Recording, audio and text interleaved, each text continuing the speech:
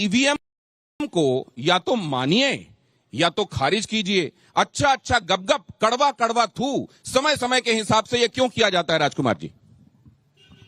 EVM जब से भारतवर्ष में शुरू हुई है, 2009 के चुनाव में पहली बार भारत में ईवीएम का यूज किया गया, तभी से इसके ऊपर प्रश्न चिन्ह है। फर्क केवल इतना है कि 14 तक भारतीय जनता पार्टी प्रश्न उठाती थी, 14 के बाद विपक्ष प्रश्न उठाने लगा, भारतीय जनता पार्टी सत्ता में आ गई।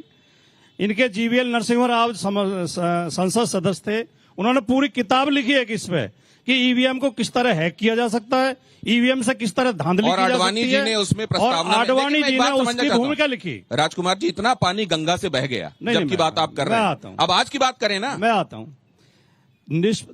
लोकतंत्र में प्रश्न उठाना और संदेह करना लोकतंत्र की अनिवार्य शर्त है। अगर प्रश्न उठाने बंद कर दिए जाएंगे, संदेह व्यक्त करना बंद कर दिया जाएगा, तानाशाही हो जाएगी, लोकतंत्र खत्म हो जाएगा। सरकारों के ऊपर, सरकार की कार्यप्रणाली पर, उन संस्थाओं पर जिनकी जिम्मेदारी है, और मीडिया पर भी। मीडिया को राजनीति पे प्रश्न उठाना चाहिए, राजनीति को मीडिया पे भी उठाना चाहिए। लेकिन आज हाल ये हो गया तो है। एक सेकंड राजकुमार जी, इसमें बातें खो जाएंगी। आपकी ये बात आगे ले जाता हूं, यहां पे एक छोटा सा अल्प विराम लगा दीजिए, इसके बाद आगे चलते हैं। अगर सब कुछ डाउटेफुल रहेगा, सब कुछ में संदेह रहेगा, तो फिर निसंदेह किस तरफ, विकास की तरफ भारत की गाड़ी जा सकेगी? हर्षवर्धन जी। देखिए दिनेश जी, मुझे लगता है कि ये बात तो ठीक है कि लोकतंत्र में सवाल पूछना, संदेह खड़ा करना, ये विपक्ष का काम है। तो संदेह खत्म कैसे होगा?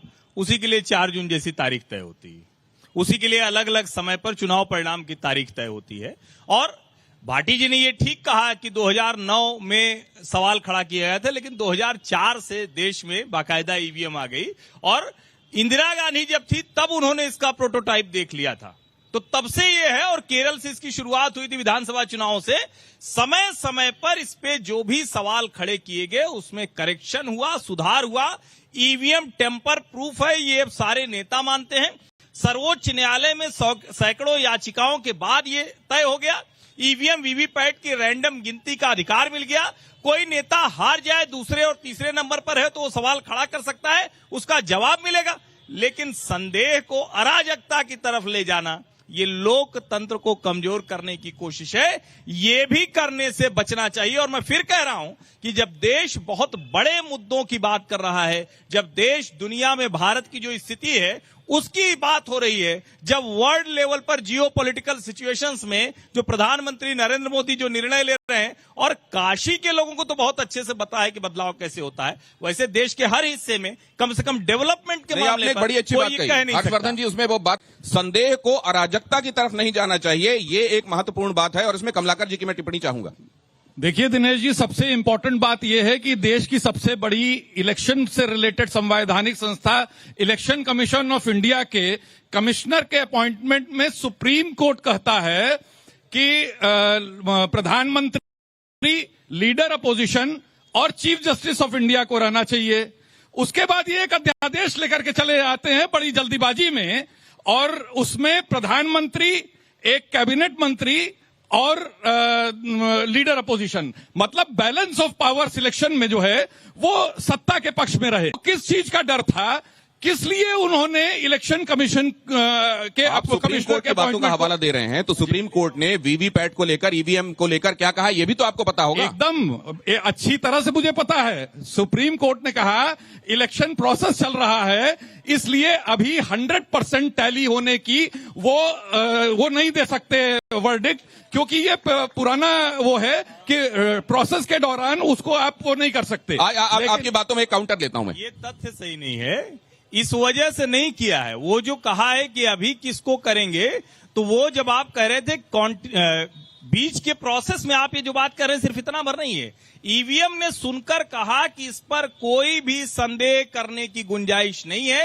ये सीधे आप गलत कह रहे हैं। मैं सुप्रीम कोर्ट का एडवोकेट भी हूं, और मैं ऑन द रिकॉर्ड कह रहा हूं हर्षवर्धन भाई, नहीं, इसमें कोई वो नहीं है। सुप्रीम कोर्ट ने नहीं, आपने बात गलत बोली, इसलिए बोल रहा हूं। आप गलत कोट कर रहे हैं। एकदम गलत नहीं कोट कर रहा हूं, ऑन द रिकॉर्ड कोट कर रहा हूं। उन्होंने कहा कि अभी ड्यूरिंग द प्रोसेस हम इस पे वर्डिक्ट नहीं दे सकते।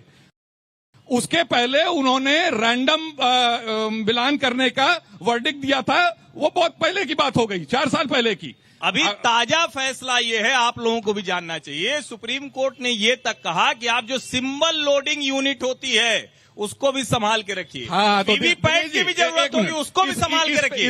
लेकिन कोई संदेह सुप्रीम कोर्ट ने नहीं खड़ा किया है। नेताओं को सुप्रीम कोर्ट के हवाले झूठ नहीं बोलना चाहिए। राहुल गांधी माफी मांग चुके हैं, राहुल गांधी माफी मांग चुके हैं एक बार सुप्रीम कोर्ट के हवाले से झूठ बोलने। चलिए, मैं दोबारा नहीं करना चाहिए। आप कर लीजिएगा ना मेरे खिलाफ केस, कौन सी दिक्कत में हूं।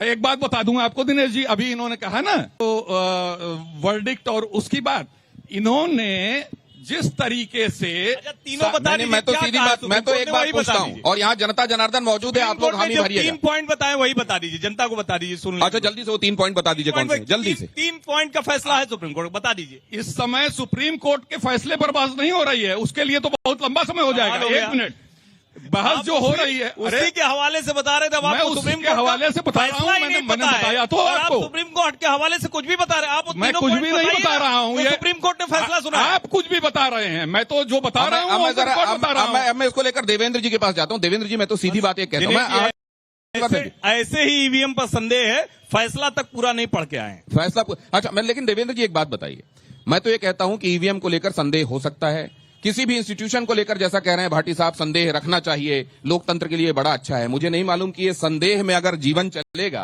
अगर हर बात में संदेह ही होता रहेगा कि ये मेरा जो भाई है वो भाई है कि नहीं, दोस्त है वो दोस्त है कि नहीं है, ये मेरा दुश्मन है कि नहीं, अगर ये क्लैरिटी नहीं आएगी तो जीवन आगे कैसे बढ़ेगा। लेकिन मैं एक बात समझना चाहता हूं, जहां परिणाम अनुकूल है वहां ईवीएम से शिकायत क्यों नहीं है फिर ऐसे में? मैं वही बात कह रहा हूं कि जब आप नहीं, मैं ये भी जानना चाहता हूं कि उस समय भारतीय जनता पार्टी ने फिर ईवीएम को लेकर संदेह क्यों व्यक्त किया था? मैं वही बात आपसे कह रहा हूं। थोड़ा करीब रखिए माइक को। देखिए, ऐसा है, लगातार चीजें बढ़ रही हैं अब आगे की ओर। एक समय संदेह की बात रही है, लेकिन उस पर सुप्रीम कोर्ट भी विजिलेंट है, उस पर सुप्रीम कोर्ट भी विजिलेंट है, उस पर इलेक्शन कमीशन भी विजिलेंट है। लेकिन जो पॉलिटिकल पार्टीज हैं वो देखिए, जब कर्नाटक जीतती हैं तो वो साइलेंट हो जाती हैं, जब वो पंजाब जीतती, तेलंगाना, हिमाचल, पंजाब नहीं। लेकिन वही तो मैं समझ रहा हूं कि क्यों ऐसा है कि वहां पर क्यों नहीं कहा जाता कि हम जीत तो गए, लेकिन लगता है कि कहीं ईवीएम का रोल तो नहीं है। भाई, यही कोई ईवीएम का सहारा, ये हारे कोई ईवीएम का सहारा है। भाटी साहब, मैं इसके बाद जनता के पास जाने वाला हूं, एक छोटी टिप्पणी कीजिएगा 30 सेकंड की। ये प्रश्न बिल्कुल इस तरह का है कि कई बार क्या पुलिस हमारी रक्षा के लिए होती है, और हम सबके ऊपर जब भी कोई मुसीबत आती है तो हम सीधे थाने में दौड़ते हैं। लेकिन कई बार पुलिस वाले भी अपराध कर देते हैं, लूट कर देते हैं, मर्डर कर देते हैं, छेड़छाड़ कर देते हैं। तो ये तर्क दिया जाए कि अगर तुम्हें पुलिस पे विश्वास नहीं है तो फिर जब तुम्हारे साथ मुसीबत आती है थाने में क्यों जाते हो? ये तो बिल्कुल इस तरह का सवाल हुआ। जहां हमें संदेह है वहां हम संदेह जाहिर कर रहे हैं, अगर नहीं है तो वो देखिए, अभी आपने कहा था प्रश्न उठाना विपक्ष की जिम्मेदारी है। नहीं तो ये एक बहुत महत्वपूर्ण बात आपने एक मिनट, एक वाक्य और पूरा कर दो। संतुष्टि करना सरकार का काम है। हर्षवर्धन जी ने बात कही अराजकता, या तो हर्षवर्धन जी अराजकता शब्द का अर्थ नहीं समझ रहे, इतनी शालीनता से, इतनी शांति से, इतने अनुशासित तरीके से हम प्रश्न उठा रहे हैं। अराजकता वो होती है जब सड़कों पर हंगामा किया जाए, ईवीएम जाने से रोक दी जाए, घुसने ना दिया जाए, उसे अराजकता कहते हैं। विपक्ष के किसी आदमी ने यह काम तो किया नहीं, हम तो लोकतांत्रिक तरीके से आवाज नहीं, मैं ये कह रहा हूं और सरकार जवाब नहीं दे रही। मैं तो ये कह रहा हूं ना कि आप केस इन पॉइंट लेकर जाइए, जहां पर केसेस ऐसे हैं जहां पर आपको लगता है कि इस अमुक पुलिस वाले ने दुर्व्यवहार किया, ये जनता के हिसाब से ठीक नहीं था, वहां केस इन पॉइंट लेकर आप अदालत